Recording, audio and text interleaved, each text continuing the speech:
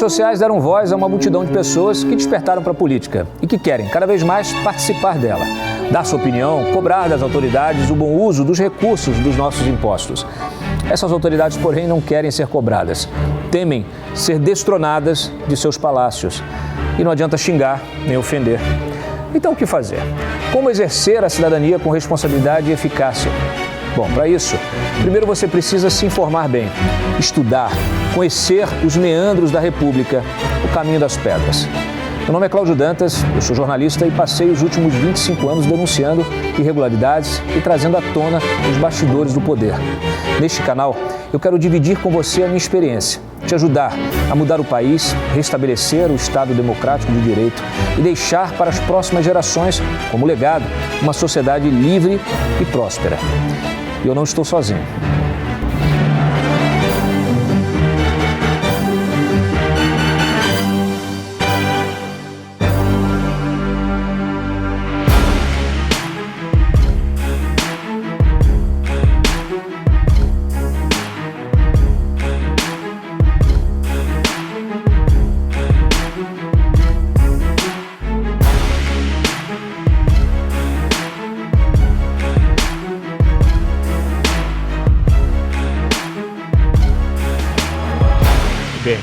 Boa tarde, bem-vindos a mais uma live, a nossa live da resistência aqui na nossa trincheira da República. Senhoras e senhores, muito boa tarde, bem-vindos novamente aqui. Deixem já o seu like, tá? Senta o dedo no like, comente bastante. Hoje nós temos duas convidadas especiais aqui, a Bia Kicis, deputada federal, vai sentar aqui do meu lado, daqui a pouquinho está chegando, e também a Renata Abreu, deputada presidente do Podemos. A gente vai falar sobre o quê, Cláudio? A gente vai falar sobre o Centrão. A gente vai tocar também nos temas que estão na pauta, porque o Centrão também está na pauta. Tem eleição, e o Centrão está mandando. Então, assim, aqui você sabe, a nossa pauta é transversal, mas a gente vai além do noticiário, que você já tem nos blogs, nos sites, nas TVs, esse noticiário superficial. Aqui não, aqui a gente mergulha nele para entender. É uma aula mesmo, aqui a minha ideia é sempre promover essa aula para vocês, uma aula de cidadania. E é muito interessante, porque por que eu resolvi trazer esse tema, né? O Centrão, né? Como vivem os partidos do Centrão, onde moram, do que se alimentam, como se reproduzem.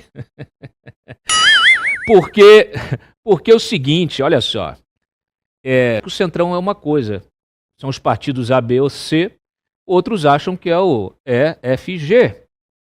Eu vou explicar, eu vou mostrar para vocês como é que é. É o seguinte, vamos lá.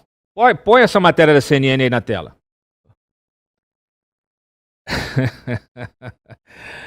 Partidos do Centrão disputam qual terá o maior número de capitais após as eleições, tá? Então, assim, juntos, União Brasil, PSD e MDB, tá? 3 das principais siglas do bloco, chefiam hoje o executivo de 12 capitais, entre elas as 2 maiores cidades do país, São Paulo e Rio de Janeiro, tá? Então, aqui a gente tem União Brasil, anota aí, União Brasil, PSD e MDB, tá? Beleza? Certo. Agora, pega essa outra notícia que eu vou mostrar para vocês. Produção, link 2. Essa notícia, que é uma notícia do ano passado. Ano passado, quando o Lira assumiu, né, com a nova legislatura, o que ele fez? Ele criou um blocão. Blocão do Lira, que é Centrão, tá? O Lira é um dos expoentes do Centrão. Pode baixar aqui a matéria, só para mostrar aqui como é que funciona. Ó, olha aí, segura aí. Presidente da Câmara dos Deputados, tá? Criou aqui criou aqui os 2 blocos, né? Criou um bloco em referência, em função de outro bloco que já existe, que também foi criado. Então, na Câmara se dividiram em 2 blocos os partidos. Os líderes partidários de União Brasil, PP, Federação PSB Cidadania, PDT, PSB, Avante, Solidariedade e Patriota, tá? Formaram, então, esse grande bloco liderado pelo Lira. Ué, Cláudio, então é o Centrão? Ué, se o Centrão é o expoente do Lira, o presidente da Câmara dos Deputados, se ele é do PP e o PP é Centrão, então é Centrão. E o que tem no Centrão, então, desse blocão? Talvez seja o centro do blocão, mas o Centrão do blocão. Mas nós temos, então, União Brasil, ok. PP, ok. PSB, Cidadania. PDT, PSB, Avante, Solidariedade e Patriota. E esse bloco ele foi formado em contraposição a um outro bloco. E quem está no outro bloco? MDB, PSD, Republicanos, Podemos e PSC. Com outros 142. Um tem 173 parlamentares e o outro 142 parlamentares. Mas peraí, Cláudio. O MDB e o PSD não eram centrão? Não entendi nada aí. A CNN mostrou aqui que era centrão. Então o centrão se dividiu em dois centrões. Olha só que interessante. Isso aqui é importante para a gente entender como é que funciona a política, tá? Como é que funciona a política. Mas eu vou trazer para vocês um outro elemento. Link 3, por favor, Júlio. Põe na tela aí. Que partidos integram o centrão? Tá? Pesquisa inédita aponta. Essa aqui, pode fechar a matéria na tela e vai baixando que eu vou ler junto. Enquanto isso, a nossa convidada que está chegando aqui, por favor, deputada, pode tomar assento? Como vai? Tudo bem? Por favor, se quiser uma água. Quer um café? Quer um cafezinho? Tá bom. Baixa aqui. Olha, isso aqui foi um artigo científico, tá? Científico, publicado aqui na revista Cadernos CRH. Tá aqui os três mencionados que fizeram um levantamento. Pode baixar mais um pouquinho, porque tem uma tabela que eles fazem e que eles então definem o que é o centrão. Olha só, partidos menos centrão e mais centrão, ou seja, quanto mais você está entrando ali, ó, naquela faixa lá, quanto mais você sobe acima da faixa, mais centrão você é, tá? Então tem progressistas, que é o PP, quer dizer, é o maior, mais centrão possível, depois tem republicanos, depois tem PL, depois tem PTB, MDB, União, Patriota, Podemos, PSD quase baixando aqui dessa linha. Então eu me pergunto, mas o PSD não é centrão pra caramba? O PL não é direita? Então a gente tem que parar para entender esse negócio, porque tá uma confusão. E a imprensa, no geral, pode voltar para mim, ela não tá muito preocupada em te explicar. Na verdade, ela não está nem preocupada em entender. Então ela vai reproduzindo, né, as informações, só que a gente precisa entender como é que é a política por dentro.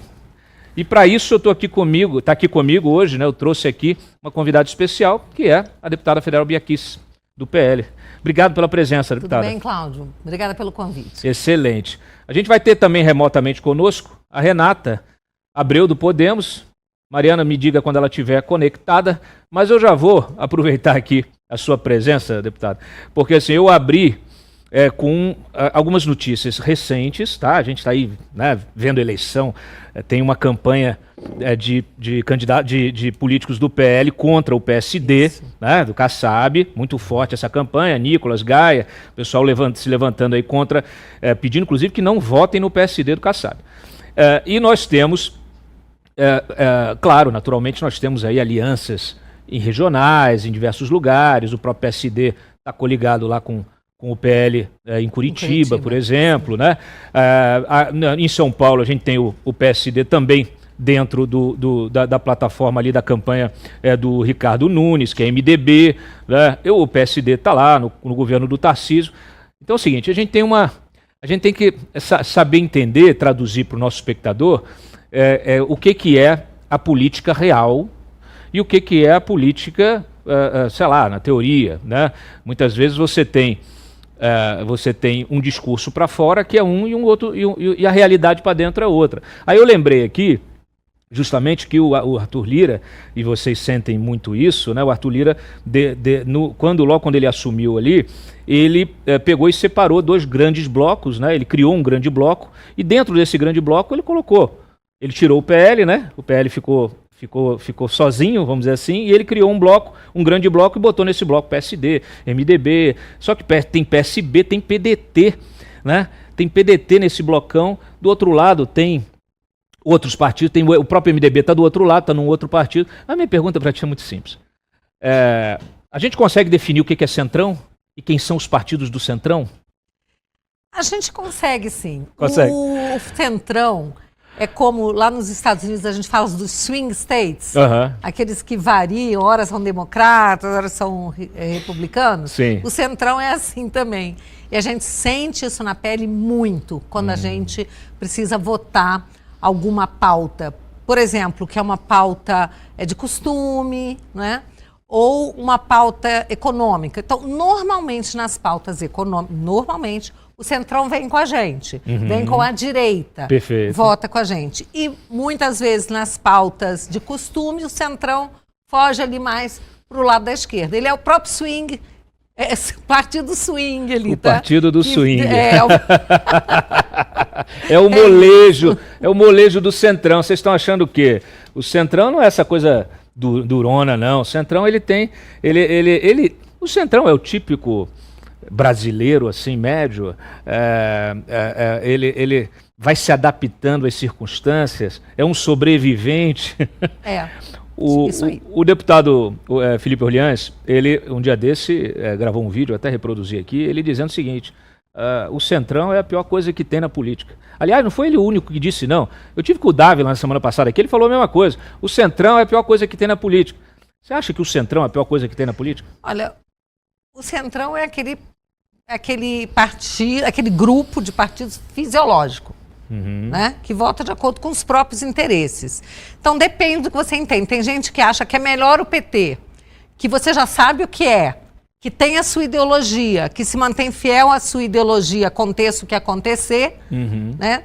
E tem aquele que é o ideológico, que vai voltar de acordo com os cargos, com o bolso, aquela coisa assim. Cada um que defina aí, né, para si o que é pior, né? Eu acho terrível, né, assim, a extrema esquerda, porque eles estão aí para destruir tudo. Sim. Agora, infelizmente, o Centrão muitas vezes não se importa com a destruição, né? Olha para o próprio umbigo. Agora, tem hora que eles vêm com a gente, aí nessa hora a gente não acha que eles são os piores. Quando eles vêm com a gente, eles têm serventia de votar coisas úteis para a sociedade, de acordo com a nossa visão de mundo. Quando eu olho o Kassab, eu já conheço o Kassab há muito tempo, já escrevi muita reportagem sobre o Kassab, perfil do Kassab. E quando ele conseguiu essa proeza de estar no governo Lula, de estar no governo Tarcísio, de estar em todo lugar, né, e ele pegou o PSD, que ele criou o PSD, pouca gente sabe, mas foi uma sugestão do Palocci. Mas quando ele criou o PSD como uma costela do PSDB, que já era uma costela do MDB, ele, muita gente não tinha, assim, achava que ia ser só mais um partido nanico, né? Mais uma legenda de aluguel, como a gente costuma dizer. Só que o PSD virou um monstro, virou um partido super potente, presente. Tem lá a presidência do Senado, né? Na figura do Rodrigo Pacheco. Tem governos, tá aí. É possível que faça, talvez, até o maior número de prefeituras, se preparou para isso. E o Kassab tem essa característica de costurar no bastidor a política.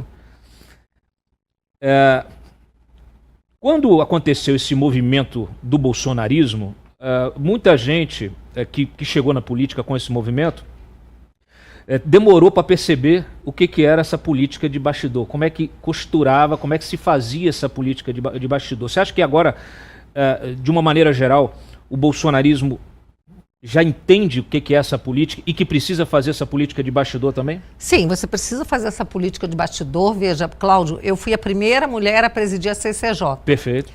É claro que eu tinha que conversar com todos os partidos. Eu precisava conversar, precisava pautar projetos da esquerda, né? Só que eu escolhi aqueles que eram menos... as bombinhas, não as bombonas, aquelas bombas, né, com capacidade assim de explodir realmente, de fazer grandes estragos, não pautava de jeito nenhum. Mas escolhi aqueles que tinham menos potencial lesivo e pautava. Então, esse tipo de política você precisa fazer, porque o parlamento é a casa das diferenças, da pluralidade, do diálogo. E você precisa do voto de alguém que você fala assim, não, aquela pessoa não quero nem falar com ela, mas vai ter hora que você vai precisar do voto dela e vai ter hora que ela vai precisar do seu. Agora, você tem que ter limites. Você faz essa política desde que isso não vá contra aqueles princípios e valores, né, que são inegociáveis. Claro. Você concorda com essa campanha puxada aí pelo Gaia, pelo Nicolas? Não só concordo, como aderi a ela desde o começo. Estou junto. Eu acho que nós estamos numa guerra, um momento sombrio da nossa política. Sim. Uma guerra. Acho Nunca vi que nada parecido. Política lato sensu, né? Nunca vi nada parecido com isso, tá? Então, numa guerra, você tem que usar os meios de ação possíveis. Nós já temos pouquíssimos meios de ação, porque a guerra deveria ser política, travada no campo da política, onde eu não tenho problema nenhum de ir ao embate com o PT, com o PSOL, com quem quer que seja. Estou preparada para isso. Agora, quando a política é feita nos tribunais, por aquelas pessoas que têm uma caneta que pode cassar o mandato de um deputado, né, usando a via eleitoral, porque sabe que se for no criminal precisa que o parlamento concorde. Então eles usam subterfúgios, mandam prender, fazem isso, fazem aquilo. E aí, faz o quê? Interferem na nossa atribuição de legislar. Então essa guerra, ela ficou completamente iníqua. Completamente. Nós não podemos falar agora em eleições justas. E eu não estou falando aqui de urna eletrônica, de nada. Estou nem entrando nesse assunto, tá, Cláudio? A gente se conheceu por causa desse tema, hein? Exatamente. Muito antes de você virar deputada, aliás. Eu fui autora da PEC do voto impresso e muito antes eu já lutava pela transparência eleitoral. Só abrindo parênteses, porque esse tema, eu sempre falo aqui para os nossos espectadores, né? A gente, antigamente, né, alguns anos atrás, uns 10 anos atrás, esse era um tema de debate. Claro. Esse era um tema, não era um dogma, não havia o judiciário não havia transformado isso num dogma, né? A gente conversava, tinha reunião, o próprio Gilmar Mendes, quando presidiu o TSE, encomendou um estudo sobre a impressão do voto eletrônico, né? Como acoplar uma impressora ao voto. Chegaram a fazer até testes, né? Sim, com certeza. E de repente isso virou um dogma, não se pode falar impressão de voto, você vai para papuda. Você é antidemocrático se você questionar o sistema. E eu não estou nem falando aqui da urna em si, que a gente viu aí na Venezuela, que é mais adiantada do que a nossa, que tem um voto impresso, mas a fraude foi de outra forma. Ele não reconheceu o resultado, mesmo estando comprovada a derrota aí do Maduro, né? Ditador é ditador, né, gente? Ditador é ditador.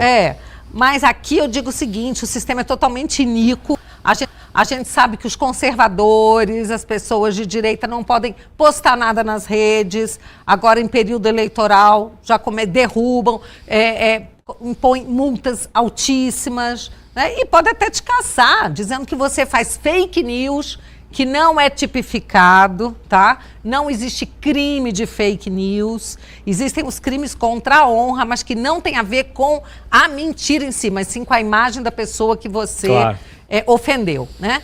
Então, esse é um debate que a gente tem que travar sempre, porque hoje o parlamento está de joelhos. Nós temos alguns parlamentares que estão tentando, estão lutando, fazendo o melhor que podem, se arriscando, né? Se colocando como alvos daqueles que querem calar a direita, tá? Mas nós estamos lutando porque é uma questão de sobrevivência, não só do parlamento, como da soberania do voto, da soberania do povo e da democracia, da própria essência da democracia. Da própria democracia, aliás. Nós vivemos uma democracia representativa, né? E os nossos queridos ministros não foram eleitos pelo povo, embora alguns achem que tem 60 milhões de votos. Mas deixa eu chamar a nossa outra convidada aqui para esse bate-papo, que é a Renata Abreu. Já está conectada conosco, Mari? Põe ela na tela aí. Deputada, tudo bem? Bem-vinda. Obrigado aí pela disponibilidade. Tá sem o áudio, Júlio. Vê aí se é lá ou é aqui. Agora. Oi, Cláudio. Agora deu. Tudo bem? Tudo bem. Na estrada aqui em campanha eleitoral, mas fiz questão de participar aí para fazer esse bate-papo contigo, viu? Isso é um avião ou um ônibus? É a Wanda Rê que roda o Estado, dando apoio a todas as pessoas boas que decidem estar na política. Excelente. Aliás, eu estou muito feliz, porque ontem eu fiz um programa com duas mulheres políticas também. E hoje estou repetindo a dose. A gente não é programado, não. Aqui a gente vai pela temática, pela autoridade. Então eu estou muito satisfeito aqui de estar com a Bia Kicis e com a Renata Abreu. Renata, você como presidente do Podemos, eu abri aqui o programa falando um pouquinho sobre o Centrão, né, esse monstro, né, meio subjetivo, que a gente fica tentando entender o que é. E muita gente coloca o Podemos dentro do Centrão, outros um pouquinho fora do Centrão. O Podemos é centrão ou não é, Renato? Depende do que você considera centrão. Para mim, centrão, quando ele foi...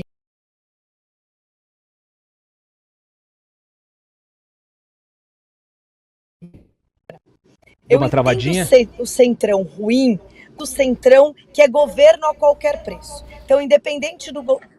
Oi, estão me ouvindo agora? Não, tá ok, pode seguir. Deixa assim, Júlio. Pronto. Não sei até onde vocês me ouviram, mas vamos lá. Para mim, o centrão que é configurado algo ruim é aquele grupo de partidos que estão no governo a qualquer preço, independente do governo. Então, eles votam com o governo, independente se o governo é de direita ou é de esquerda. E você precisa separar o que é este centrão, que são o centrão governista, do centro democrático, que são partidos como Podemos, como PSDB, como Cidadania, que são partidos independentes, mas que não são de extremos. Então, se a pauta é positiva, e foi o governo que propôs, por exemplo, nós somos favoráveis. Se ela é negativa, nós somos contrários, mas dentro da convicção que nós acreditamos. A gente viu muitas pautas, por exemplo, que começou no governo Bolsonaro, e gente que votou a favor do governo Bolsonaro, e aí mudou o governo, a mesma pauta voltou, mas porque o governo era o Lula, deixou de votar. Isso é uma política que a gente não compartilha, que a gente não compactua. Então, acho que são duas coisas distintas, Aquele centro governista e o centro independente. Acho que é importante fazer essa diferenciação. Muito bem. Eu quero cumprimentar a Renata Abreu. Por favor, claro. Que é uma amiga, colega querida, uma amiga, uma mulher valorosa, presidente de partido. Eita, mulher poderosa essa, viu? Olha aqui, deixa eu te perguntar mais uma coisa. Uma grande amiga que eu tenho na política. Excelente. Deixa eu te perguntar mais uma coisa, Renato. Você como uma cacique eleitoral, partidária, tá? Como é que você enxerga essa campanha contra o Kassab? Porque normalmente os caciques partidários são poupados do embate, do dia a dia, da política, desse fla-flu que a gente vive muitas vezes no dia a dia da política, na aprovação de projetos, etc. É claro que numa eleição, apesar dos candidatos, você tem os caciques por trás, que hoje tem muito poder, Você tem aí um fundo partidário de 5 bilhões distribuído entre essas legendas, e o uso desse recurso é quase discricionário. Quer dizer, você, como presidente do partido, você decide qual a candidatura que vai receber o recurso, qual que não vai receber. Duas perguntinhas para você. O que você acha dessa campanha contra o Kassab, que não está disputando, mas que é um cacique importante aí do PSD? Efetivamente, você acha que precisaria ter um controle maior, uma accountability da sociedade, justamente para que houvesse mais democracia na escolha dos candidatos que vão receber recursos? Como é que você enxerga isso hoje? Bom, primeiro, entre os partidos, a primeira pergunta, existe sempre um respeito entre os dirigentes, E isso a gente sempre manteve muito claro, porque eu gosto de falar uma frase que é a clássica da política, O que o amor não une, a política une. E isso é fato. A briga acontece muitas vezes no parlamento, mas quando você vai agora para as eleições municipais, tem vários municípios que o PT está junto com o PSDB, que está junto com o PL, e isso, no município, a realidade é completamente diferente das discussões nacionais, Então a gente sempre tenta manter o respeito e consideração ao trabalho de cada um, até porque ninguém é dono da verdade, não existe uma verdade absoluta. Então a democracia ela é linda justamente por isso, por todos expressarem o seu ponto de vista, Eu pessoalmente não vi nenhum ataque à figura do Kassab, mas vi ao PSD, e eu entendo muito bem as estratégias políticas e eleitorais. A eleição é isso mesmo. A gente que está na política já aprende a entender isso com um certo grau de pragmatismo, E faz parte do processo político. Quanto à segunda pergunta, eu inclusive gravei um vídeo, Cláudio, explicando a questão do fundo eleitoral. É muito importante ter um entendimento das pessoas de como funcionam as regras do fundo eleitoral, como ele é gerado, de onde vem esse recurso. Por exemplo, foi bom você tocar nesse ponto, porque nós, como dirigentes partidários, a gente que faz essa distribuição junto com as executivas nacionais e estaduais, você percebe que assim, não tem dinheiro para todo mundo. Se você pensar uma conta rápida aqui, são por exemplo, o Podemos, você tem 200 milhões de fundo. São 6 mil municípios, vai arredondando aqui. Você tem mais ou menos, dividindo, 30 mil reais por município, não é nem por candidato. Aí você pega São Paulo, que são 56 candidatos, como você divide 30 mil reais por 56 candidatos? Então a prática é em que pese o fundo eleitoral ser um montante de recurso alto, a gente está falando de 5 bilhões, quando você divide pelo número de candidatos, você percebe que não tem dinheiro para todo mundo. E como as pessoas não conhecem a regra da distribuição, a regra da criação do voto, do fundo, que é por voto de deputado federal, é por quantidade de bancada eleita, é por quantidade de senadores, é natural que os partidos priorizem na hora de investir o recurso justamente nos critérios que foram necessários para que ele obtivesse o recurso. Então, por que os deputados federais geralmente acabam tendo cotas de recursos no fundo eleitoral? Porque eles foram responsáveis pela geração do fundo aos partidos. Então, é um ciclo que gera. Mas o fundo em si, ele não é suficiente para o tamanho de candidaturas num sistema proporcional sem coligação como que temos hoje. Por isso que eu mesma defendia muito a mudança do sistema eleitoral, porque esse sistema é incompatível com o financiamento público nos moldes que está. E as pessoas muitas vezes olhando os critérios, a própria causa feminina, a gente conquistou, eu fui relatora do projeto que garantiu 30% de reserva de recurso para as candidaturas femininas, mas da mesma forma que não tem recurso para todos os candidatos, os 30% são candidatos. Entendi. Você concorda, Bia? Olha, primeiro eu quero dizer que, falando do segundo tema primeiro, a Renata, ela foi também a relatora de uma PEC que faria uma reforma estrutural, realmente, na questão das eleições. O código, né? O código eleitoral, né? O Código Eleitoral. O novo Código Eleitoral. A Renata defendeu e botou no seu relatório o voto distritão misto, né, Renata? Que foi uma coisa muito bacana. Ela teve o apoio maciço dos parlamentares. Só que, na hora da votação, os caciques partidários não concordaram, interferiram, trocaram os membros da comissão e impediram que a gente aprovasse o distrito. O eleitor saberia que seria eleito aquele candidato em quem ele votasse. Em que ele votasse. Porque o voto iria para o candidato. Isso enfraquece os partidos. Então, os caciques partidários se uniram, como ela falou, eles se respeitam, jogam juntos. E aí, falando da primeira questão agora, da questão do PSD, do PSD, da campanha, mas eu quero lembrar também que não há um ataque, é uma estratégia de guerra, porque nós precisamos aprovar o impeachment do ministro Alexandre de Moraes, e o Kassab foi aquele que orientou, né, os seus senadores a votarem a favor daquele relatório, daquela CPI, e votaram contra tudo que foi comprovado durante a CPI dos atos do 8 de janeiro. Né? Então, o que ele fez, ele foi a pior pessoa para o Jair Bolsonaro. E para a democracia, para as pessoas que estão presas, levando penas altíssimas, muitas por crimes que não cometeram, outras por crimes que cometeram, mas crimes de depredação, de patrimônio público, que levariam aí 3, 4 anos de cadeia no máximo. Então, assim, agora nós precisamos que os senadores do PSD votem a favor. Nós estamos a 5 senadores de obtermos o mínimo, digamos, a maioria, para que o presidente do Senado, Rodrigo Pacheco, tenha até o constrangimento de colocar, de pautar o impeachment. Depois, para aprovar, precisa de maioria absoluta, mas isso é outra história. Claro. Agora eu quero lembrar, Renata, que toda essa amizade, essa união entre os presidentes de partido não surgiu, não apareceu quando o presidente do meu partido, do PL, Valdemar Costa Neto, que é um cara muito querido por todos os outros presidentes, quando o PL levou uma multa de 22 milhões por apresentar um recurso. Ali naquele momento, inclusive, ele apresentou o recurso junto com os outros partidos que tinham dado a procuração. E o que os partidos fizeram? Retrocederam, falaram, não, isso eu não permiti esse recurso. Foi de uma covardia, tá? Eu entendo que eles falharam.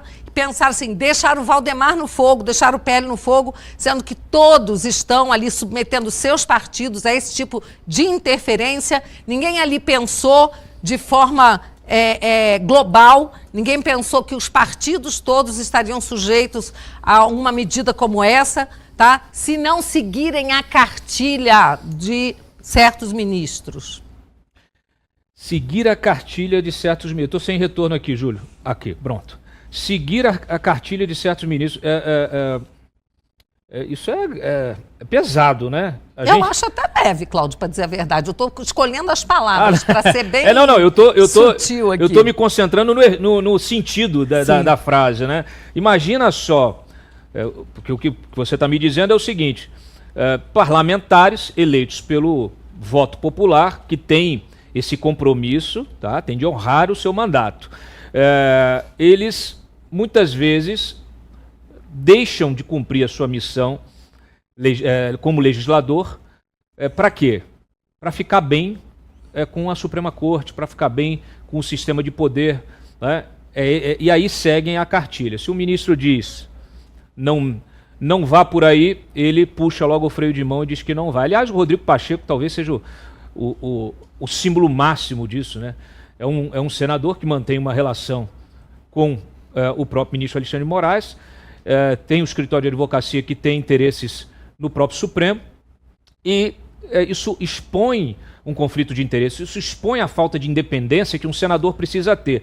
E aí eu vou voltar contigo, Bia, e depois vou pedir novamente a avaliação da Renata. O que você tem, que tipo de conselho você dá para o eleitor que está nos assistindo?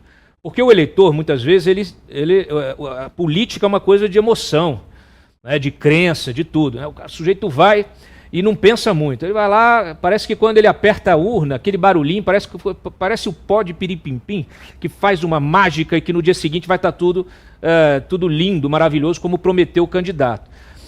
Eu sempre aqui defendo essa postura mais lúcida do eleitor, porque muitas vezes ele se empolga demais com o candidato e não percebe que o candidato tem rabo preso, tem algum processo no Supremo, né, ou tem alguma pendência, né, algum interesse, algum interesse, né, de negócios ou algum outro tipo de pendência jurídica. E se ele é eleito para o cargo de senador, ele acaba ficando na mão desses ministros que não tem vergonha nenhuma de dizer que fazem política, né? O Barroso já disse que o STF se transformou num tribunal político.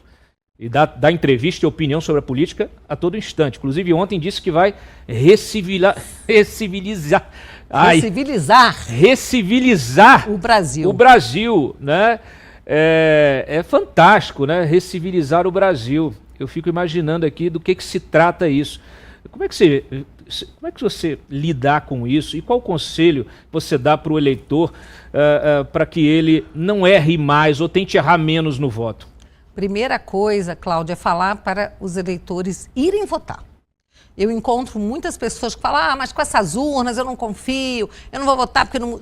Gente, nós temos que, no mínimo, ser uma pedra do sapato daqueles que querem tirar a direita do cenário político, porque eles querem nos tirar, não tenham dúvidas. Nos colocam aí a pecha de extremista, antidemocráticos e querem nos tirar da cena política. Então vão votar, fiscalizem. Na eleição passada aqui em Brasília eu montei, né, uma equipe, a gente deu treinamento para as pessoas irem fiscalizar, irem no local, serem fiscais de urna e funcionou muito bem, assim. Muitas pessoas foram e conseguiram impedir, por exemplo, o mesário que ia votar por outro. Então, assim, vá, fiscalize, esteja presente, vamos dificultar ao máximo a vida daqueles que querem nos tirar do jogo político. E votem naquelas pessoas que você sente que realmente te representam, entendeu? Vota. Eu, por exemplo, tenho a alegria de andar pelas ruas todo dia, receber abraço, agradecimento. Então, acabou aquele tempo de dizer assim, nenhum político nos representa. É mentira.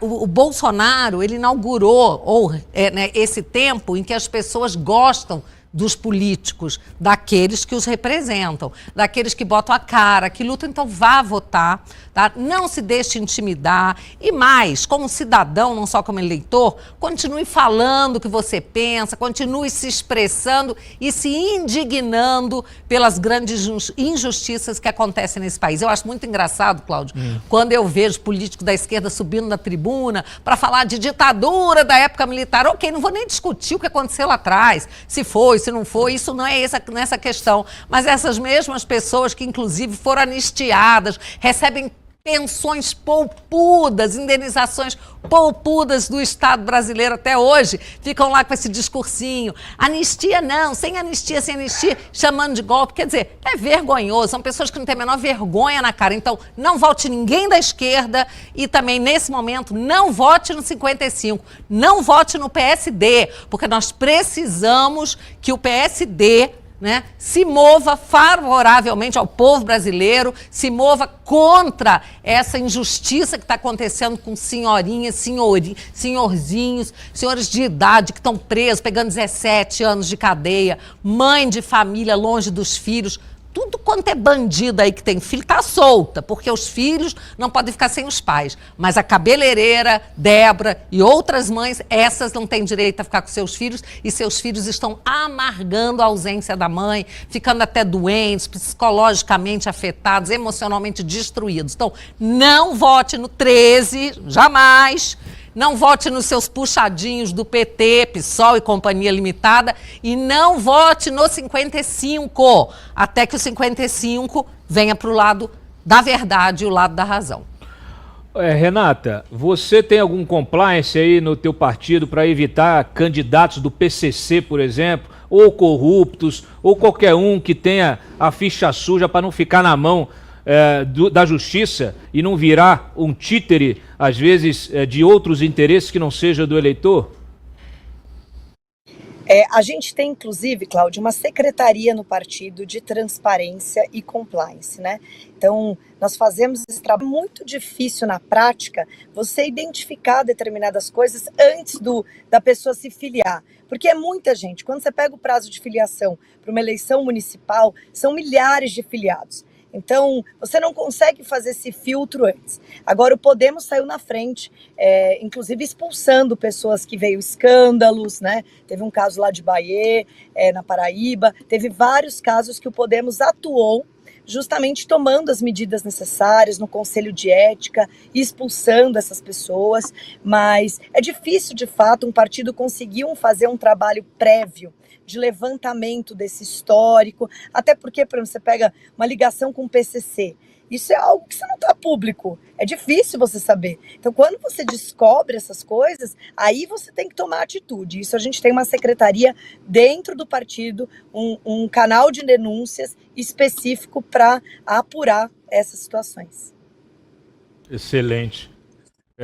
Eu aproveito para te perguntar o seguinte, nessa eleição, o Podemos, ele tá disputando aí algumas capitais, tá coligado com PL, com PSD, como é que tá isso? Quais são aí os objetivos principais do Podemos nesta eleição municipal? E como é que vocês estão estruturados aí em termos de... Travou? Fecha em mim aqui. Na última eleição municipal... Voltou. Estão me ouvindo agora? Voltou. Sim.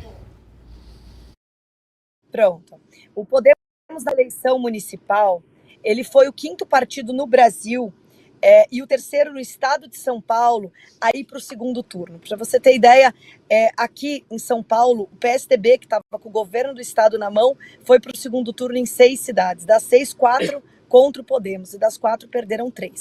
A gente tem apostado em novos líderes, em quadros qualificados, preparados, né, e que representem esse anseio de mudança. Hoje a gente disputa em 6 capitais, Belo Horizonte, Palmas, Porto Velho, todas liderando ou em primeiro ou em segundo lugar. João Pessoa também, com Rui Carneiro, nosso deputado, Belém.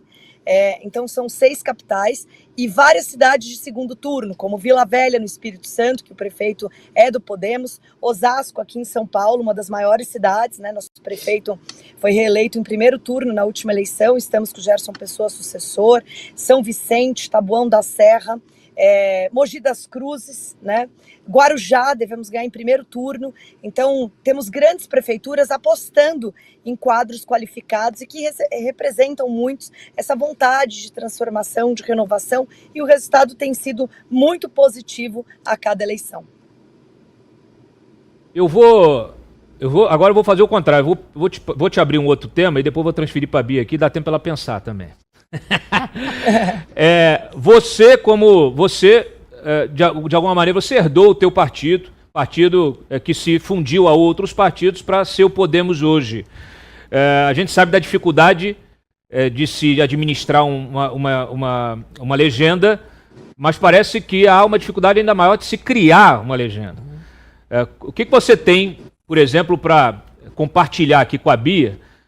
Porque o bolsonarismo até hoje procura está no PL, naturalmente, o Valdemar hoje se coloca como uma liderança de direita, mas a gente sabe que o PL é um partido que tem todo tipo de interesse espalhado pelo país, assim como várias outras legendas, não é um partido que seja efetivamente de direita. Ele está abraçando, né, o bolsonarismo, porque na figura de Jair Bolsonaro é a maior liderança aí hoje popular, então ele é um ativo eleitoral incrível. Qualquer administrador de partido, né, qualquer cacique partidário enxerga isso, ele enxerga o jogo político também dessa maneira, né? Eu preciso de puxador de voto, eu preciso de gente que seja capaz de atrair o eleitor, de atrair filiados, de fazer bancada, porque quanto maior for a bancada, mais recursos do fundo partidário eu vou ter acesso. Então essa é vamos dizer assim, a visão pragmática da administração de um partido. E a gente percebe que, apesar de toda essa liderança que o Jair Bolsonaro tem, ele não conseguiu até hoje construir um partido. Eu estou, inclusive, reproduzindo aqui uma pergunta, uma dúvida de alguns dos nossos espectadores. Então, eu queria te perguntar, por que você acha que não foi possível que uma liderança como Jair Bolsonaro tenha conseguido criar o próprio partido até agora? Na verdade, nos últimos anos, você teve uma série de leis aprovadas e entendimentos do próprio Supremo na tentativa de reduzir partidos, né? Eu mesma fui presidente da comissão da cláusula de barreira, tinha muita resistência a isso. Eu acho que a pluralidade partidária no Brasil é importante, mas também entendo que nós tínhamos um excesso de partidos. Mas também não podemos caminhar por um bipartidarismo, que isso é muito ruim para a democracia. Então, você ter um número razoável de partidos, mas que consiga as pessoas ter um entendimento do papel deles, é muito importante, né? Então, assim, a cláusula de barreira veio criando dificuldade, regras para a criação de novos partidos, como a exigência de não ter uma filiação prévia, dificultou muito, o aumento do número de assinaturas. Então, tem uma tendência no Brasil pela redução do número de partidos, e foi o que aconteceu na prática, né? Quando a gente começou, inclusive com o Podemos, você tinha mais de 30 partidos registrados no TSE. Hoje, com representatividade, a gente está falando de um número significativamente menor, e a tendência é ter redução. Você pega o Podemos mesmo, ele incorporou nos últimos anos o PHS. O PHS não fez a cláusula de barreira, nós incorporamos o PHS, e há 2 anos atrás, o PSC, que também o PSC não atingiu a cláusula de barreira, nós incorporamos o PSC. Então, toda a tendência, tanto da política, que é que decide a lei, como do judiciário, que julga a lei, foi no sentido de redução do número de partidos. Então, tem, de fato, uma resistência hoje pela criação de novas legendas, porque a própria população entende que já tem muitos partidos políticos, né? Acho que, inclusive, deveria ter até uma consulta pública sobre isso, que eu sempre acho que regras eleitorais que afetam a vida das pessoas, elas deveriam ser chamadas mais para darem sua opinião, como é o caso do sistema eleitoral. Muito bem. Bia, você concorda que o bipartidarismo é ruim? E, já na sequência, por que o bolsonarismo não consegue ter o seu próprio partido? Bom, a gente tentou, na época, criar o Aliança pelo Brasil. Aliança, né? pelo Brasil, verdade. Não deu certo, foi muita desinformação, E também, aí veio também a pandemia, você não conseguia mais escolher assinaturas. Verdade. E aí eu tenho a impressão também que hoje a configuração que existe aí do TSE não permitiria a criação de um partido que fosse do Bolsonaro. Acho que haveria todo tipo de empecilho a isso. Veja que o Kassab conseguiu criar o seu partido até com muita facilidade. Sim. Mas foi muito fácil. Verdade. Porque ele não encontrou resistências, porque ele faz parte do sistema, então está todo mundo jogando a favor dele. Já o Novo, eu li o livro do Roberto Mota sobre a criação do Novo, né? Você vê a dificuldade que foi para criar. O partido se criou porque foi também bancado por pessoas muito poderosas, que tinham muito dinheiro e que conseguiram ajudar na criação desse partido. Mas é uma trabalheira danada, tá? Agora, no caso do PL, eu tenho muito claro isso. Nós realmente chegamos num partido, ocupamos um partido, né, que já existe há muito tempo. Existe ali o pessoal que é o PL Raiz. Eu convivo bem com eles ali, tá? Eu acho que a gente não pode chegar e já querer impor, né, a nossa forma de pensar. Então, o partido ele passa por uma adaptação. Mas eu acho que quanto mais a gente conseguir eleger mais e mais parlamentares de direita pelo PL, essa mudança vai acontecer de forma orgânica. Tá? Pra fora. Eu acho que a gente não tem que sair dividindo o PL. Tá? Não, a gente tem que saber que existem pessoas que estão ali há 20, 30 anos, elas estão no partido, são PL Raiz. Não é? Agora, nós temos que ocupar. O partido que estamos ocupando, fazer que nem os muçulmanos estão fazendo na Europa, gente. Tendo filho, tomando a Europa. Olha que vão chamar vocês de terroristas. Né? Então, não, os muçulmanos vão lá, têm 12 filhos, 10 filhos, e enquanto o europeu tem 1, 2, a Europa vai ser muçulmana, não tem a menor dúvida disso. O PL vai ser bolsonarismo, vai ser Bolsonaro, né? Só que de uma forma orgânica, vamos eleger bastante gente de direita que vai dar certo. 30, 40 anos para a Europa virar 30, 50, vai. Que são as estimativas de a Europa passar a ser muçulmana, majoritariamente muçulmana. Eu acho que vocês conseguem bolsonarizar o PL em menos tempo. Sim, com certeza. Agora, já que você falou dessa coisa de chegar, né, no sapatinho, conversar, ir entendendo, eu te pergunto, a gente está vivendo, aí eu quero voltar na questão do bipartidarismo, mas eu não posso deixar passar esse gancho aqui. Você acabou de falar que é a favor dessa história do PSD. Não vote no PSD, etc. e tal. Só que isso está criando uma celeuma enorme, né? Então a gente tem uma brigalhada lá em Curitiba, em São Paulo está acontecendo isso. A gente vê a militância bolsonarista rachando, pessoal em São Paulo apoiando o Marçal, né? Inclusive com algumas lideranças do bolsonarismo apoiando o Marçal contra o Nunes, porque o Nunes não representaria a direita. Embora o Nunes esteja ali no MDB, junto com o PSD, coligado dentro dessa, vamos dizer assim, dessa conformação de uma política mais tradicional, mais fisiológica, mais, mais sem cara, né? Sem identidade, né? É uma política que você não tem o voto de opinião, né? Ela não carrega o voto de opinião. Quer dizer, qual é a opinião do... Eu trouxe o Ricardo Nunes aqui e foi até engraçado porque eu trouxe ele e trouxe o Melo Araújo junto. E aí o Nunes falando, eu sou de direita, pô, eu fui contra não sei o quê, eu fui a favor de não sei o que lá. E aí quando eu passei pro Melo Araújo, eu falei assim, não, eu acho ótimo, porque a gente tem aqui um candidato do centro e tenho eu de direita. Então, assim, o próprio Melo Araújo enxerga o Ricardo como um cara de centro, né? E o Ricardo tentando se vender como alguém de direita.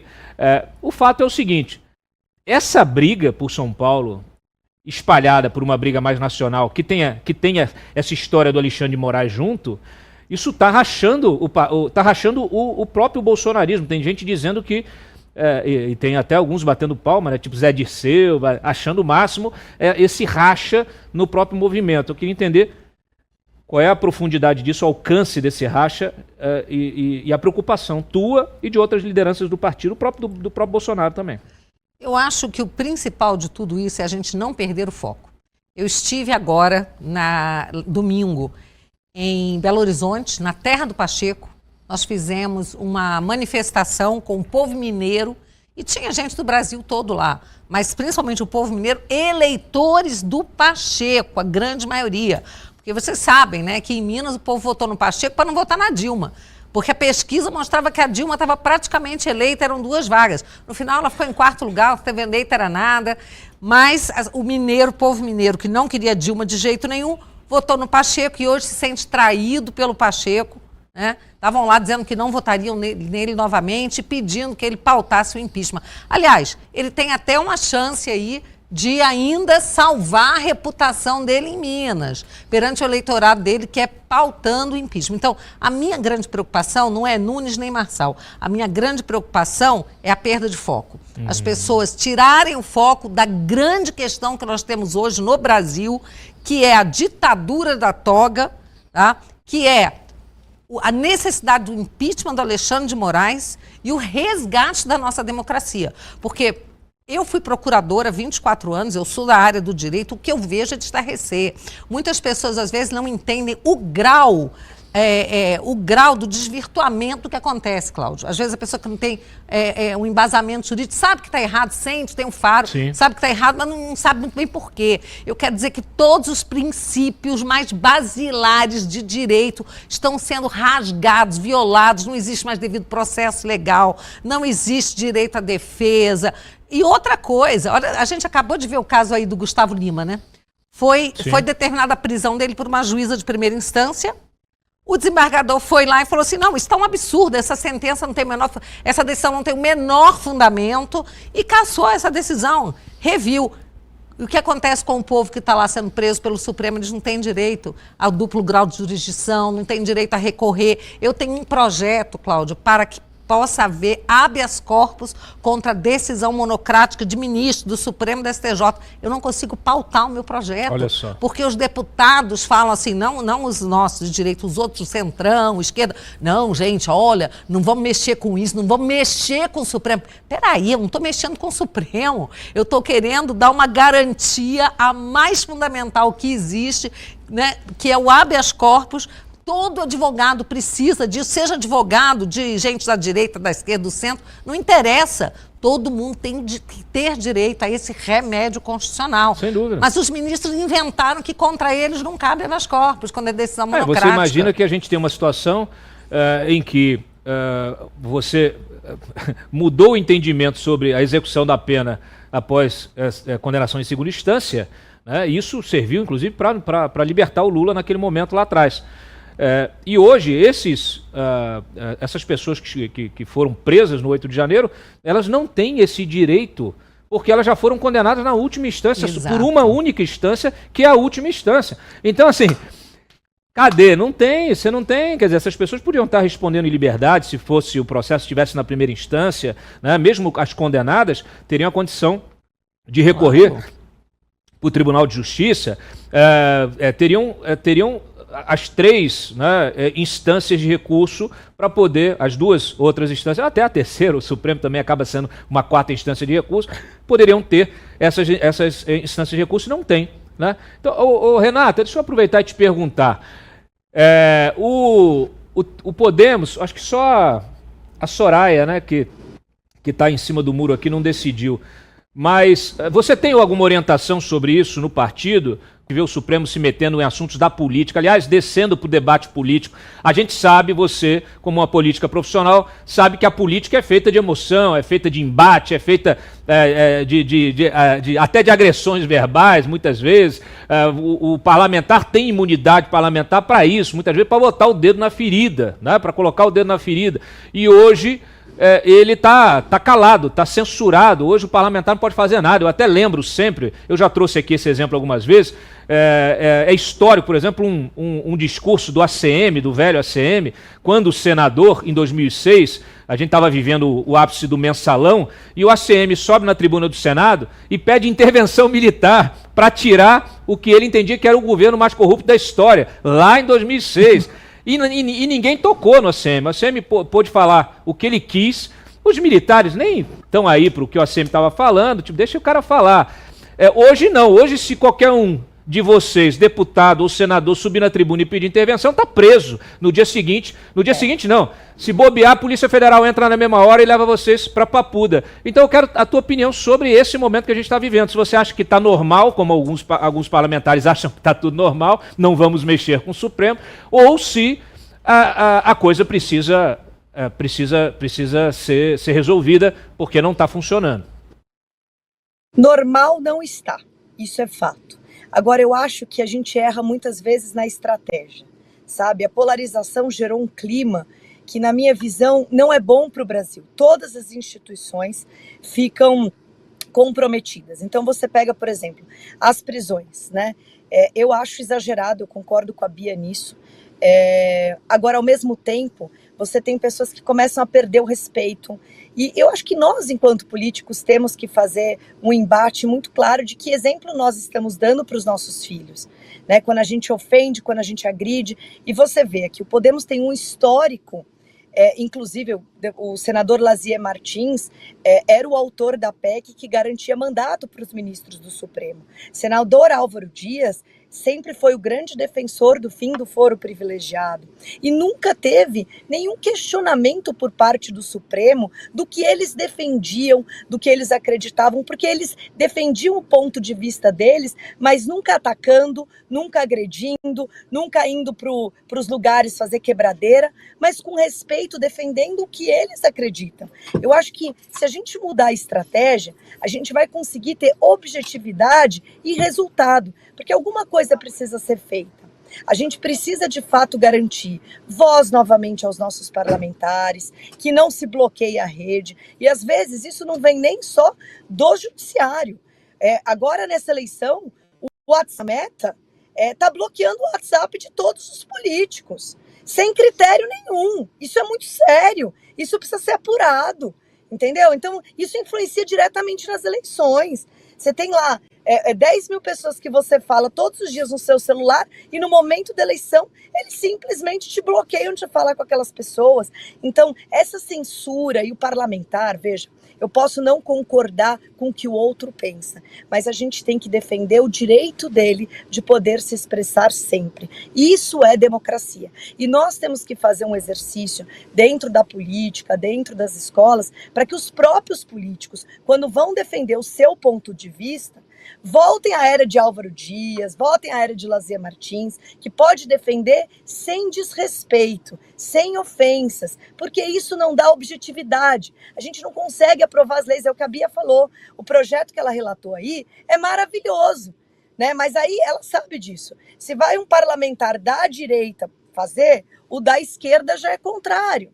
Então, nessa hora, a gente tem uma estratégia para ter um projeto que não é um projeto para atacar ministro do Supremo, é um projeto para garantir a democracia plena, para garantir a justiça na sua totalidade. Mas a gente precisa ter estratégia, senão é um projeto que muitas vezes é natimorto. Eu acho que isso está faltando na política, está faltando, inclusive, na polarização, de dialogar mais e pensarmos em soluções concretas para que todos... Qual é a tua estratégia para fazer o STF voltar para o escaninho dele? Travou? Para que a esquerda tenha voz, para que o equipe tenha voz. Todos, nosso fica muito o papel de um parlamentar por seu ponto de vista. Renata, tá me ouvindo bem? Você consegue me ouvir? Então, vocês me ouviram tudo? Porque para mim travou um pouco aqui. Só cortou o finalzinho, mas o recado foi dado. E aí, em função disso, eu quero te perguntar, qual seria então a sua estratégia para convencer o STF a voltar para o escaninho dele? Justamente, eu acho que... Travou.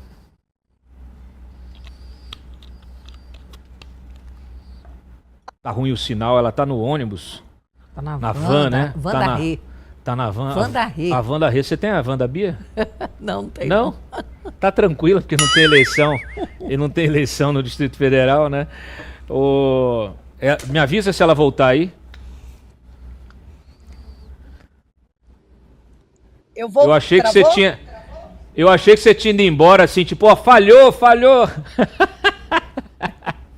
sinal tá ruim, porque eu tô na estrada, tô parada aqui, mas tá ruim o sinal.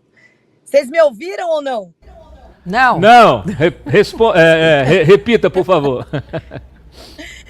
Eu falei que a melhor estratégia que eu vejo é sempre o diálogo e é sempre conversar para que não só a estratégia de como o judiciário ficar limitado ao papel dele, mas a política também, sabe?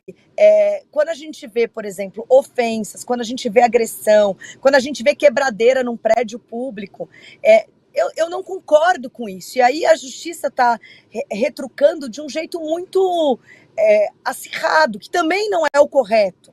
Então é o momento da gente sentar todo mundo e falar, peraí, vamos lá, o legislativo faz as leis, a política é responsável por isso, não pode...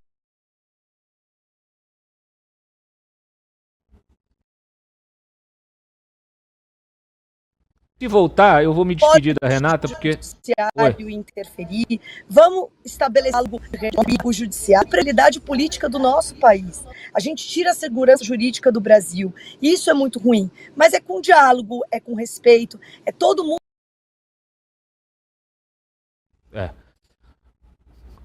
Voltando ela aí, eu vou só me despedir da Renata, porque realmente o sinal está muito ruim, e aí a transmissão acaba ficando prejudicada. Deixa eu devolver para ti, Bia.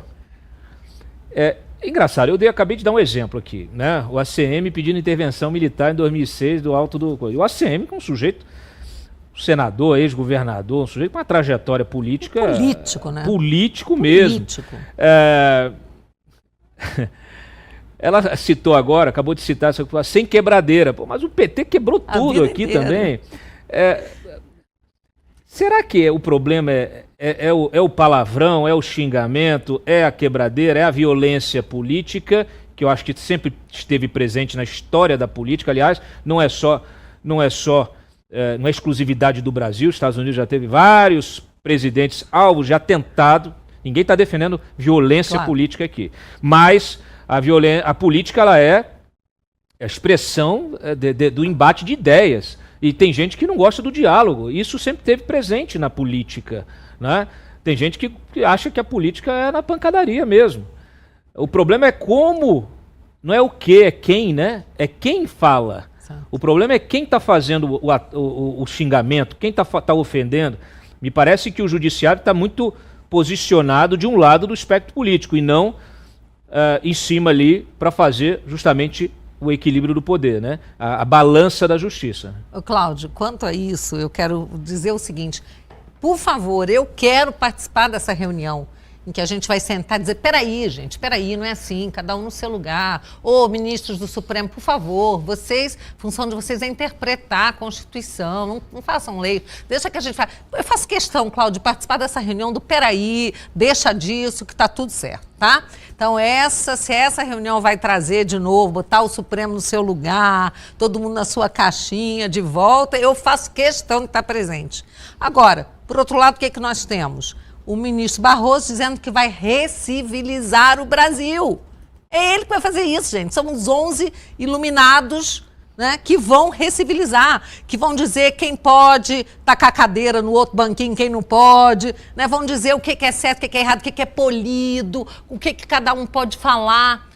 Cláudio, se fosse para isso, não teriam feito uma emenda constitucional que alterou o artigo 53 da Constituição para dizer que deputados, senadores, invioláveis por suas palavras, suas manifestações e seus votos.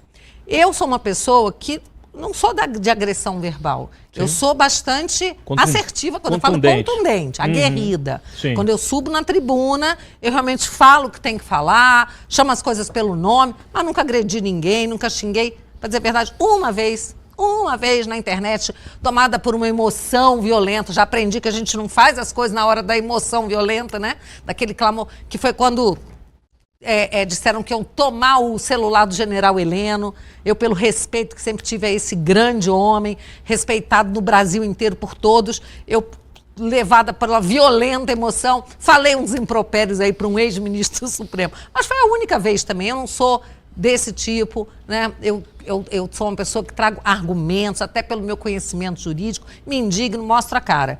Agora, tem pessoas que não são assim, da direita, da esquerda. Tem gente que é mais mesmo, assim, brigão, né? Não é o ideal, não, mas isso sempre vai acontecer. E na sociedade, nós temos pessoas que são mais fleumáticas, pessoas que são mais briguentas. E o parlamento é um reflexo da sociedade. Sim. Então, assim, não é o ideal. Claro que não, a gente não fica feliz quando vê as pessoas se estapeando. É péssimo, mas é um reflexo da sociedade. Isso vai fazer o quê agora? Vai dizer que por causa disso o Supremo vai ter que recivilizar a nação? Pelo amor de Deus, pelo amor de Deus. O que é recivilizar, né? É colocar de acordo com as ideias dele. Reeducar, reeducar. É o programa de reeducação. Como disse o ministro Toffoli, nós somos os editores da sociedade. Da nação. Lembra disso? Eu lembro, que eles eu lembro disso toda hora. Da sociedade. É isso que eles estão fazendo, gente. Não dá para aceitar uma coisa dessa. Não dá para aceitar. Então, assim, a democracia é um regime que pode não ser perfeito, ideal, mas é o melhor, é o pior que tem, tirando todos os outros, como se diz, né? A democracia é o pior regime, tirando todos os outros. Vamos lutar, gente, porque isso aqui, a democracia e o país são do povo brasileiro, não são de nenhum intelectual, de nenhum iluminado. Ninguém tem o direito de dizer o que nós podemos ou não fazer, a não ser a lei. Ninguém é obrigado a fazer ou deixar de fazer alguma coisa, senão em virtude de lei. E a lei é a lei formal, aquela lei que foi votada pelo Congresso Nacional. Eu posso não gostar de uma lei, mas se ela foi votada, eu tenho que segui-la. Agora, seguir despacho ilegal de ministro, eu não estou obrigada a isso, não. Ministro do Supremo subir num palanque e dizer derrotamos o bolsonarismo, é civilizado, não? Claro que não, né? Isso é a barbárie, né? Pois é. Eu acho que vocês têm vários projetos lá na CCJ, inclusive eu trouxe aqui a Carol Detoni um dia desse, a gente conversou sobre essas propostas, eu quero te ouvir sobre elas. Você citou uma. A Renata voltou aí. Você viu aí? Voltei. A Renata tá com... Eu ia te liberar porque o sinal tá muito ruim, tô fazendo você sofrer. A audiência também que não consegue te escutar direito. Mas você estava falando, mas eu vou te... Você pode concluir o raciocínio e eu vou te agradecer, Renata. Mas eu vou te liberar porque eu sei que o sinal tá ruim. E aí a gente marca uma... Quando você estiver em Brasília, você vem aqui no sofá aqui e a gente marca uma nova conversa. Vai ser um prazer, Cláudio. Um beijo para minha amiga Bia e parabéns pelo jornalismo, por levar informação, por tudo que vocês fazem aí. E é muito importante esse papel da imprensa, viu? Que Deus abençoe. Parabéns. Sorte aí na campanha. Um beijo, Renata. Boa sorte. Muito bem. Voltando então aqui. Será que dá para rebatizar a Suprema Corte? Será que ajuda? Se a gente botar assim, Alta Corte Constitucional, por exemplo. Porque esse negócio de Supremo, os caras se acham realmente que são donos do país e que estão acima de todos. Inclusive acima do único poder que é o poder de qualquer democracia, de uma república, que é o poder legislativo. Quer dizer, é a casa do povo. E o poder emana do povo, ou seja, a Constituição garante, né, que no nosso regime o poder emane do povo. Então, e o poder dos nossos excelentíssimos, ele é um poder delegado. Então, assim, em nenhum momento a gente poderia ouvir essa história de que somos os editores da nação, de que vamos recivilizar o Brasil. Moderador, eles não são poder moderador, eles não estão acima dos demais poderes. Então, assim, talvez a gente precise mexer até na semântica e na nomenclatura, porque efetivamente eles não entendem, eles acham realmente que são supremos, super poderosos e que são, sei lá, que são seres iluminados, como você já disse. Cláudio, eu acho que a mudança do nome deve ser decorrência da mudança das atribuições. Perfeito. A gente precisa mexer nas atribuições. Tem algum projeto para restringir? Tem PECs, tem sim. Por exemplo, o Supremo, primeira coisa, precisa perder a competência originária criminal. Perfeito. Criminal. Eles não podem julgar deputados, senadores, quem quer que seja. Nós temos que ir...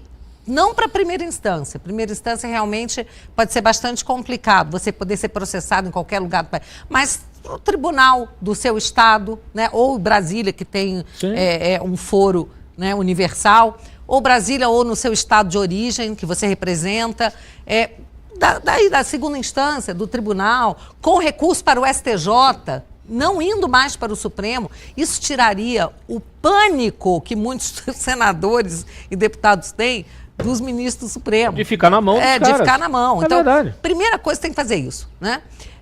Tem que voltar, mas aí não é necessariamente competência suprema, prisão em segunda instância, e em alguns casos, como o júri, tem que ser em primeira instância, tá? A prisão. Bom, e aí tem que ser uma corte constitucional. Aliás, eu quero dizer o seguinte, gente, o Supremo ser uma corte constitucional não é nenhum demérito, não, né? Nenhum cápsula de minúcio. Pelo contrário, sabe? Isso é uma honra muito grande ser uma corte constitucional. Você pega nos Estados Unidos, a Suprema Corte julga 200 processos por ano. Só que tem um problema aí. Tem que mexer na Constituição também, porque o Barroso diz que o STF só se mete em tudo porque a Constituição tem tudo dentro. Exatamente, tem que mexer na Constituição, que é muito principiológica, mas se eles forem uma... Foi? Fui no STJ, foi? Fui no STJ, no Supremo, Olha tá? só. Eu sempre respeitei muito Qual ministro? os nossos... Ministro Célio Borja. Célio Borja. E no STJ, na época, ministro Ilmar Galvão. Eu trabalhei no Supremo, quando o Supremo era uma corte respeitabilíssima, com Moreira Alves, Paulo Brossard, Carlos Veloso, eram muitos ministros, assim, muito, muito respeitados. Inclusive, o Moreira Alves, o pessoal dizia o seguinte, que o ministro guarda a Constituição, o Supremo guarda as Constituições e o Moreira Alves guarda os ministros, porque ele não permitia que nenhum atuasse fora das atribuições constitucionais deles, né? Grandes, ótimos tempos, meu Deus. Então, o que a gente precisa realmente é alterar as atribuições do Supremo Tribunal Federal. Isso é muito honroso ser guardião da Constituição. Mas se você tirar essa competência originária para processos criminais, você vai deixar muita gente sem emprego, inclusive parentes de ministros, você vai deixar grandes advogados aí, criminalistas também, sem essa atuação que eles têm.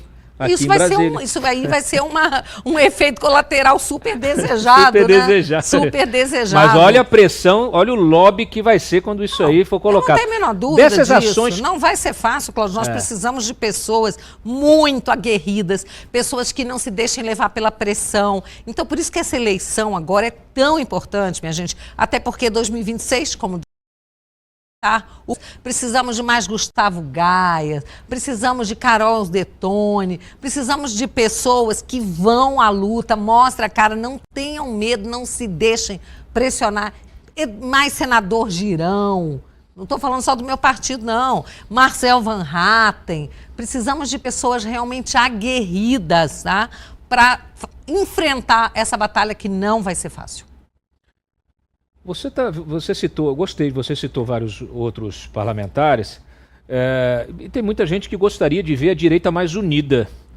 É possível? Claro que sim. Eu digo o seguinte, gente, é uma bobagem achar que tem que estar todo mundo no mesmo partido. Pensando igual, certinho. Não, isso acontece só em partido hegemônico. É terrível isso. Eu digo o seguinte... A gente não quer um partidão de direita, hein? Olha só, Cláudio, eu digo o seguinte, se uma pessoa... pensa, vota, 70%, 65%, 70% junto comigo, é meu aliado. Eu não quero ninguém pensando igual a mim 100%. Claro. Isso não existe, até seria muito aborrecido, né? A gente nunca ter nenhuma querelazinha, né? Qual seria a graça? Então, eu acho assim, nós também não temos que pensar que tem que estar todo mundo no mesmo partido, não. Então, o Partido Novo é um partido de grandes aliados que nós temos, e eu acho que vai aumentar muito nessa eleição também. Temos que trazer essas pessoas que são boas, né, caminharmos juntos. Eventualmente, por exemplo, na questão de funcionário público, servidor público, o Novo, ele vota diferente de mim nas questões, geralmente, porque eles são totalmente avessos, servidor público. Eu não, eu fui servidora pública, eu entendo a importância do servidor, aquele que é correto, que atua fazendo as suas atribuições corretamente, eu valorizo o servidor. Então, a gente tem umas pequenas diferenças nisso aí, mas a gente vota junto em quase tudo. Sim. Tudo que é relativo a valor mesmo, sabe? A liberdade. O que você está falando, eu acho que é fundamental para quem está nos assistindo, porque, assim, muitas vezes o militante apaixonado, ele é mais realista que o rei, né? Ele é mais radical na sua crença do que o político, porque o político precisa, ainda mais aquele que já está no exercício do mandato, ele precisa ter diálogo, ele precisa ser pragmático, ele precisa construir consensos dentro do Congresso, maiorias para poder aprovar o que precisa. E quem está do outro lado, o eleitor, o militante, aquele mais emocionado, mais engajado, ele passa o dia todo xingando o outro porque acha que há uma disputa por espaço na direita. Então o Novo é uma porcaria, o outro acha que o PL é uma porcaria, o outro acha que não sei o que o deputado fulano de tal, que não sei o que, porque votou contra, então já quer cancelar o cara na direita. Eu queria que você explicasse como é que você gostaria que fosse, como é que você gostaria que as pessoas entendessem como a política realmente na prática, porque aqui, eu brinco sempre, Bia, que aqui não é um programa jornalístico, aqui é uma aula de cidadania. Aqui eu gosto de transformar o militante em cidadão, porque um cidadão lúcido, um cidadão consciente, ele passa a ser um agente político fundamental, né? E ele não cai na esparrela, muitas vezes, dessa conversinha frouxa de Bolsa Família, né? Não sei o quê. Muitas vezes políticas proselitistas que na verdade, elas saem do bolso do mesmo cidadão. As pessoas entendam de uma vez, né? Você, pagador de impostos, é quem banca a máquina, né? Então, você tem que ter consciência, inclusive, do papel que os políticos que você elege têm, né? E do compromisso que eles têm com você, eleitor, né? Eu aqui incentivo o sujeito a cobrar, mas ele precisa também compreender como funciona a política na prática. Cláudio, olha, não é uma coisa fácil para quem está de fora. Eu que vim também, né, do ativismo, ficava acampada 30 dias na frente do Congresso pelo impeachment da Dilma, fiquei acampada em frente ao Supremo pelo voto impresso, viajei esse Brasil, por onde o Lula ia, eu estava lá para me manifestar contrariamente. Então, assim, quando eu entrei, Cláudio, eu entrei com sangue nos olhos também. Sim. Eu pensava o quê? Subir na tribuna, fazer discurso e aprovar meus projetos. Pé na porta. Só que daí, lá dentro, você vai aprendendo que não é assim, porque o Congresso é a casa da divergência. Você precisa conversar com as pessoas. Às vezes você tem que dar um passo atrás. Você tem um projeto que você considera maravilhoso, mas você sabe que com algumas coisas ele não passa de jeito nenhum. Então você concorda, por exemplo, que o relator retire alguma coisa, faça uma alteração para o seu projeto passar. Então a gente precisa dialogar, sim. Tá? E quando a gente está de fora, a gente não pensa que é assim. Por isso que é importante também vocês terem contato com os seus parlamentares, conversarem, entenderem como é que funciona o processo, né? E aí, muitas vezes, você tem que retroceder, dar um passo atrás para você poder dar dois para frente. Sem dúvida. Sempre, eu chamo a atenção para uma coisa, sem abrir mão dos seus valores, dos seus princípios. Tem aquelas coisas que são inegociáveis e pronto. Uma coisa que eu aprendi logo no início, quando eu entrei no meu primeiro mandato, eu fui vice-líder do governo no Congresso. Sim. E eu aprendi, Cláudio, então, por exemplo, a gente tinha aquelas comissões de medida provisória. Eu, como vice-líder, eu trabalhava as medidas provisórias. Nossa, não era fácil. Eu tinha que conversar com todos os partidos, tentando chegar a um acordo, e eu tenho muita capacidade de diálogo. Felizmente, eu tenho essa habilidade de conversar, Nossa, eu como líder da minoria, só esse ano, eu consegui mais de 10 emendas nossas da minoria fossem acatadas pela base do governo, por tudo, para despiorar o governo, entendeu? Despioramos vários. Parabéns. Então, a gente realmente precisa desse diálogo, dessa negociação, e tem hora que você fala, não, aqui não tem jeito. Se você colocar isso daqui, a gente vai obstruir, vai votar contra. Claro. Mas se vocês mudarem isso aqui, a gente pode até não obstruir. Não vou votar a favor, mas a gente não obstrui. Então, você tem que construir, o tempo inteiro, construir, tá? E despiorar o que vem aí do desgoverno. Quando você olha o Marçal, que é hoje esse fenômeno eleitoral, de redes sociais, etc. e tal, e que vem com um discurso de pé na porta, você olha e fala assim, coitado, não sabe o que lhe espera. Ou você olha, é isso mesmo, a gente precisa desse sangue no olho. Nem uma coisa nem outra. Eu vejo que ele está fazendo um papel que é de atacar principalmente a mídia.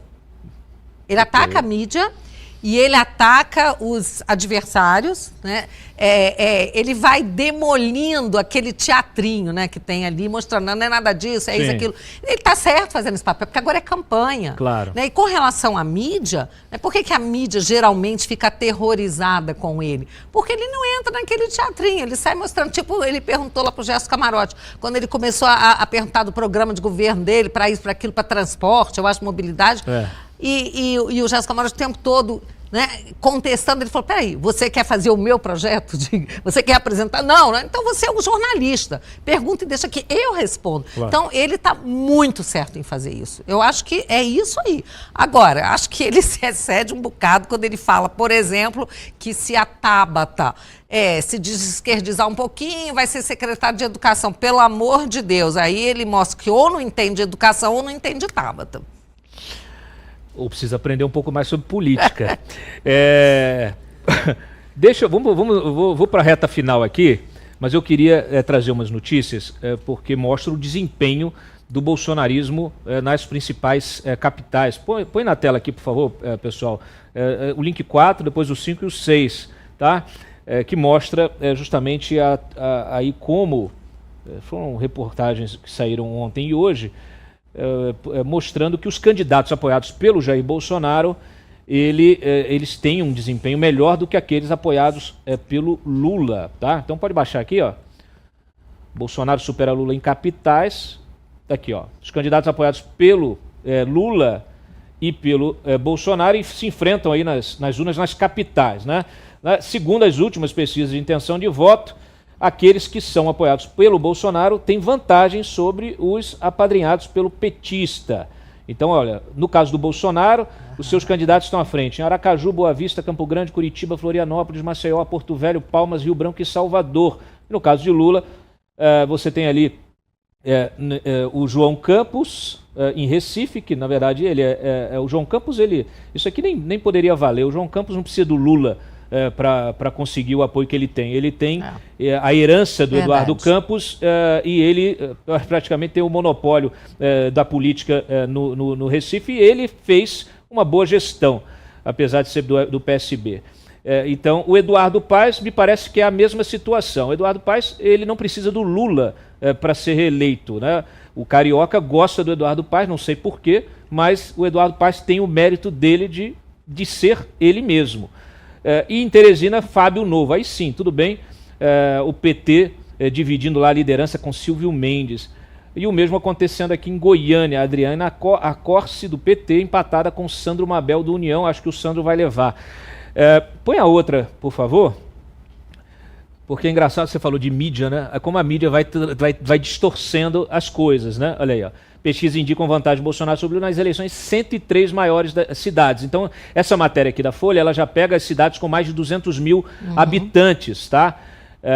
Tá aí, ó. 103 maiores cidades com mais de 200 mil. Então, em 23 desses municípios, o Bolsonaro o bolsonarismo está em vantagem, e apenas em 11 deles de forma... em 11, dos 23, em 11 de forma isolada, tá? Já os preferidos do Lula lideram apenas aqui em 16 cidades, sendo 5 isoladamente. Então, volta para mim aqui, porque isso aqui é fundamental. Vocês percebam, né? Nós temos aqui, primeiro, umas comparações estão meio fora de propósito, porque você tem candidatos que... Pode voltar para mim. Tem candidatos que têm a sua própria construção política e que não precisam do apadrinhamento de ninguém, né? Mas o que me chama a atenção, Bia, é que, por mais que o Supremo tente acabar com o bolsonarismo cresce. Parece aquela massa de bolo. Quanto mais você bate, mais ela incha. Claro, mas sabe por que isso, né? Porque o Bolsonaro, na verdade, ele representa verdadeiramente os ideais e os valores do povo brasileiro. O povo brasileiro é conservador. Saiu uma pesquisa outro dia, não sei se foi 60 e poucos por cento, 63% do povo que falou que se reconhece como conservador. Então, ele representa essas pessoas e as pessoas se sentem atingidas. Você sabe por que eu entrei na política? Por exemplo, eu não gostava de política, eu era totalmente avessa à política quando eu era procuradora e tudo. Quando eu vi que a esquerda estava mexendo em valores muito importantes para nós, como os nossos filhos. Claro. né? Então, o que você acha que causa nas pessoas uma censura, por exemplo, ao Frei Gilson rezando o rosário de madrugada, às 4 horas da manhã, para 600 mil pessoas, tirando a televisão e o rádio, só as redes sociais? O que você acha que isso desperta nas pessoas? Então, eu, por exemplo, que já rezo o terço, procuro rezar todo dia, que vou à missa diariamente, mas eu não rezava, eu não acompanhava o Frei Gilson. Passei a acompanhar. Eu fiz o meu discurso na CCJ e passei a acompanhar, acordar às 4 da manhã para rezar com ele. Fui mais uma, 600 mil, vou brincar, 601 mil agora, 600 né? mil. 600 mil e uma, né? Não, mil aqui, já estou falando por mil até, né? Então, é isso que desperta nas pessoas, sabe, Cláudia? As pessoas se sentem muito indignadas quando veem os seus filhos chegando em casa, por exemplo, e contando que um professor falou que Che Guevara é igual São Francisco de Assis. Eita, nós. Você acha como é que um pai desse, uma mãe dessa se sente, entendeu? Claro. Então a gente é chamado para um campo onde a gente não pisava antes, que é o campo da política. E aí as pessoas se sentem representadas, apoiam cada vez mais aquelas pessoas que têm a coragem de mostrar a cara, de falar e representá-las. É por isso que pode bater que essa massa vai crescer. Isso acontece muito, é muito curioso, né? Porque a gente lida com essa agenda globalista, né? Essa agenda woke, identitária, e a gente percebe claramente que ela é uma agenda artificial, que tenta ser implementada a fórceps na sociedade brasileira, e com o apoio da mídia. A mídia também, tradicionalmente, ela vem tracionando essas pautas de esquerda, e ela, em nenhum momento ela puxa o freio de mão, faz sabe, aquele freio de arrumação, reflete sobre o que está fazendo. Você citou o pessoal da Globo News. Eu, aliás, conheço diversos daqueles profissionais que já trabalharam comigo em outros veículos, etc. E eu fico espantado, né, como eles perderam, se afastaram, né, daquele do trato, do approach da política, de você ser um observador social, né, de você lidar com os fatos e não brigar com os fatos, e passam a tracionar narrativa fake. E você fica assim, não é possível, que cara de pau, será que essas pessoas estão num transe coletivo? É um negócio realmente assustador. Para encerrar, a Renata estava falando que ela acha o bipartidarismo o fim. E né? a polarização também. E a polarização, eu quero saber o que você acha. Eu vou falar da polarização. Eu prefiro a polarização quando você tem dois lados falando, às vezes berrando, se pegando, do que o quadro que a gente tinha antes. A direita não existia. Não existia. A direita não podia falar e ninguém nem se identificava, não sabia nem o que era.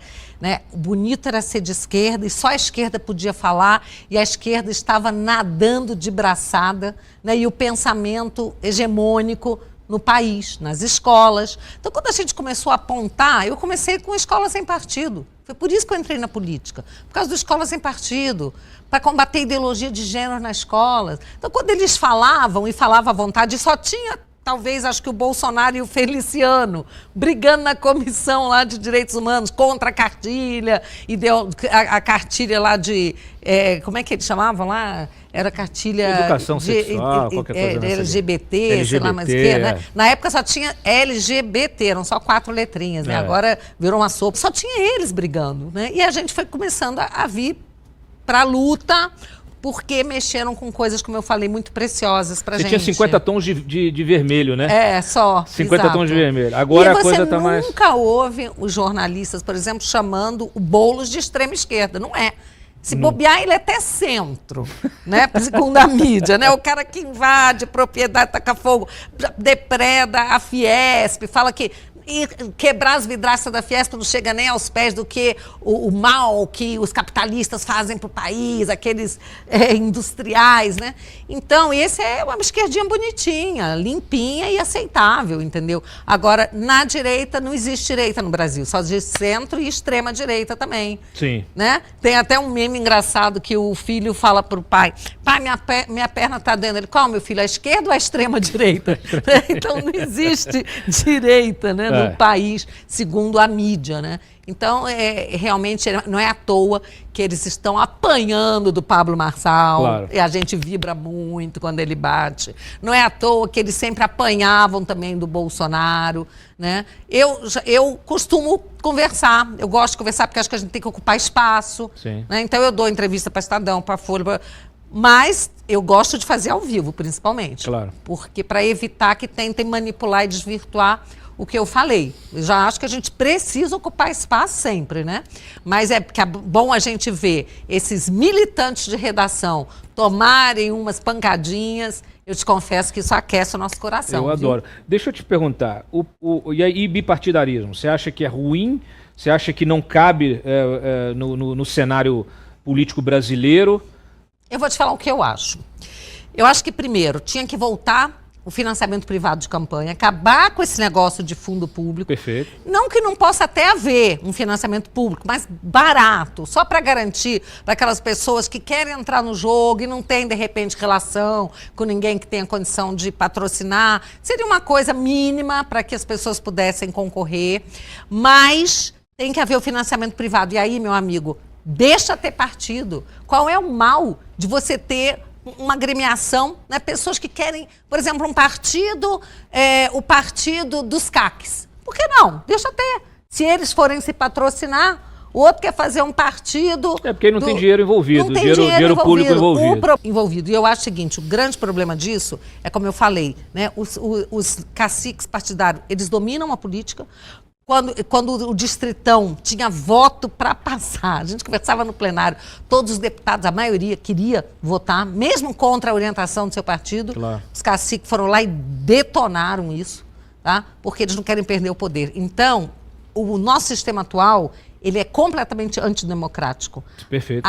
A falta de democracia começa nos partidos, tá? Que não tem nem convenção direito para você eleger quem você quer que seja. É o dono do partido que decide quem vai ganhar dinheiro, quem vai ter elegendo e não vai. Exato. É nada democrático o nosso sistema. Para mim, tanto faz. Eu acho que não precisa ter 2 partidos, não. Pode ter mais, desde que não tenha dinheiro público envolvido. Tem muita gente que não tem não sabe, não tem a perspectiva, né? Vai lá, vota, especialmente eleição proporcional, e vota no deputado e o deputado não é eleito.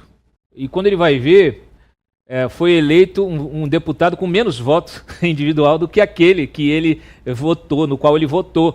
E a pessoa fica assim, mas como é que pode? Eu falo assim, porque o nosso sistema hoje, né, com o voto de legenda... Proporcional, né? Proporcional, ele acaba criando... que eu vi, não sei se você tem o número atualizado, a última vez que eu vi, quando você olhava para a Câmara dos Deputados, na verdade, só 17% da Câmara havia sido eleita com voto direto. Ou seja, só 17% dos deputados federais estavam eleitos pelo voto, né, do popular direto. O resto era tudo legenda. Eu não sei se esse número mudou em função das últimas mini-reformas que nós tivemos eleitorais, que melhorou um pouquinho, né, essa questão também da federação, etc. e tal, cláusula de barreiro, são coisas que vão melhorando aos poucos o sistema. Mas as pessoas não têm essa noção. Então, você exemplifica muito bem, porque, é claro, você mudaria esse sistema, tiraria o poder dos caciques eleitorais, que nunca tiveram tão poderosos. E aí eu me pergunto, como é que o cacique partidário, que na verdade ele não tem o voto popular, olha só onde a gente está entrando. O cacique partidário que não tem o voto eleitoral é quem articula as votações, quem articula os palanques, quem articula tudo. Quando a gente fala do Kassab, a gente está falando de um sujeito que não tem o voto popular. Aliás, a última vez que acho que ele foi prefeito, depois até perguntei para ele, uma última entrevista que eu fiz com ele, perguntei, já convidei ele aqui para cá também. E ele não me respondeu ainda. Mas é o seguinte, eu perguntei para ele, falei assim, Kassab, você não tem vontade de voltar a disputar um mandato eletivo? Ele, para quê? Para quê?